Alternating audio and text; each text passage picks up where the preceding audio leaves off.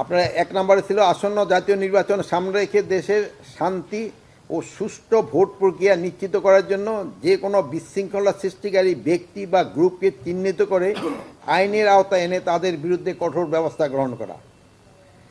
আসন্ন জাতীয় নির্বাচন অবাধ ও সুষ্ঠু নিরপেক্ষ সম্পন্নকরণ নিশ্চিত করতে সংশ্লিষ্ট সকল সংস্থার সমন্বয়ে একটা সুস্পষ্ট কর্মপরিকল্পনা প্রণয়ন করা।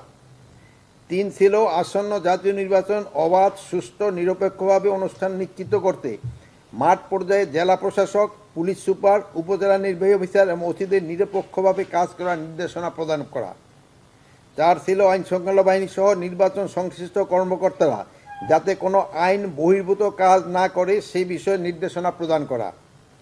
5 ছিল আসন্ন জাতীয় সংসদ নির্বাচনে নিরাপত্তা নিশ্চিত করতে ঝুঁকিপূর্ণ সকল ভোট কেন্দ্রে সিসিটিভির ক্যামেরা স্থাপন ও কার্যকর মনিটরিং ব্যবস্থা করা। তাছাড়া আইন শৃঙ্খলা বাহিনী সহ নির্বাচনের সংশ্লিষ্টদের জন্য পর্যাপ্ত সংখ্যক বডি অন ক্যামেরার ব্যবস্থা করা। 5 ছিল গত 2014, 18 এবং 24 সালে জাতীয় সংসদ নির্বাচনের দায়িত্ব পালনকারী ব্যক্তিদের আসন্ন নির্বাচন যথাসম্ভব তাদের দায়িত্ব থেকে অব্যাহতি দেওয়া। আসন্ন জাতীয় সংসদ নির্বাচন কেন্দ্র করে আইন শৃঙ্খলা পরিস্থিতি অবনতি যেন না ঘটে সেই জন্য আইন শৃঙ্খলা বাহিনীর টহল ও গোয়েন্দা নজরদারি জোরদার করা।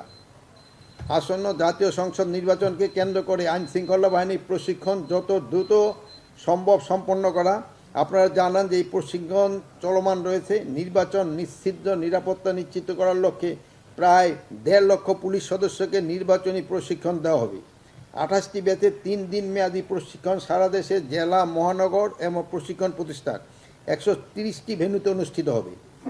ইতিমধ্যে একটি ব্যাচের 6,500 জনের প্রশিক্ষণ সম্পন্ন হয়েছে, আর একটি ব্যাচে 6,500 জনের প্রশিক্ষণ চলমান রয়েছে। নির্বাচনের জন্য পুলিশ চূড়ান্ত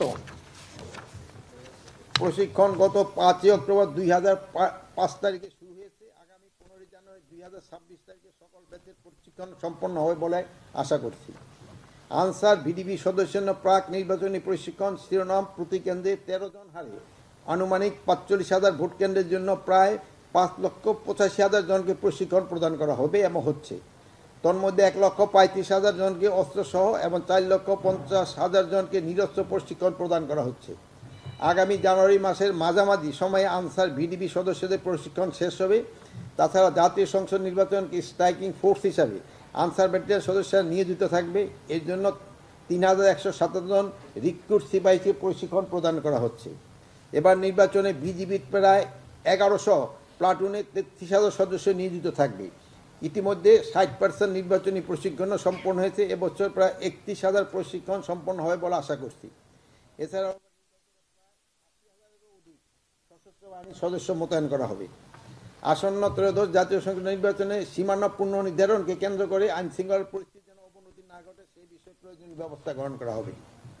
তাছাড়া আরও কিছু গুরুত্বপূর্ণ বিষয় আলোচনা হয়েছে। এর মধ্যে ছিল ফ্যাসিস্ট আওয়ামী লীগের ঝটিকা মিছিল, যেটা আগের তুলনায় অনেক কমে এসেছে।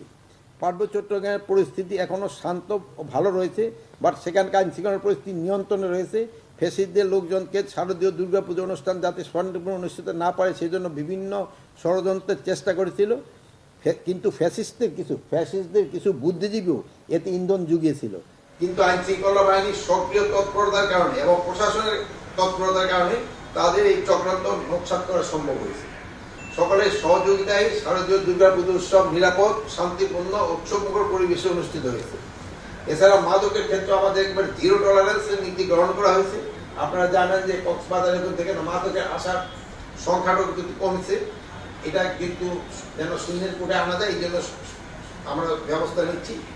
শুধু বাহাদুর নয়, মাদকের গডফাদারদের আটক করে আইনের আওতায় আনার নির্দেশ প্রদান করা হয়েছে। এটা ছিল মোটামুটি আমাদের আজকে আলোচনার বিষয়।